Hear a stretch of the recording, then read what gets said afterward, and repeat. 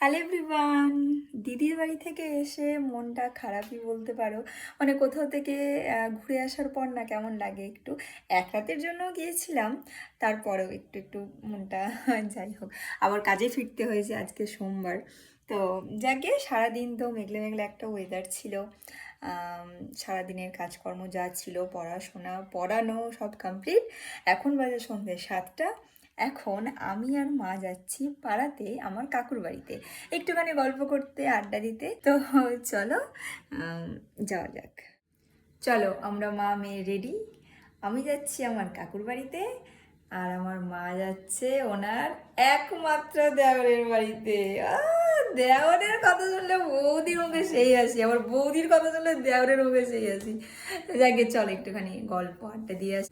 বৌদি আবার খালি হাতে যাচ্ছেন না। বৌদি ওনার দেওরের জন্য আর জায়ের জন্য দুটো বেল নিয়ে যাচ্ছে বাড়ির কাছে। মানে আমাদের বাড়িতেই বেল গাছ আছে, তো সেখান থেকে দুটো বেল নিয়ে যাচ্ছে আপাতত। সুন্দর করে দাও, উপহার দাও। ও কাকু, থ্যাংক ইউ বলো তোমার বৌদিকে। তো কিউট। এখানে কাকিমণি ফোনে ব্যস্ত, আমরা এক কাপ চা খেতে আসলাম। আমার কাকিমণি চা ভালো করে, আর আমরা আসলে এক কাপ চা মানে খাবোই, খাই।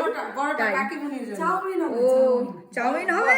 ও আচ্ছা, এই যে এই হচ্ছে আমাদের পরিবারের মানুষজন, মা কাকিমণি সব মজার মানুষ। চলো ঠিক আছে, বেল খাবে।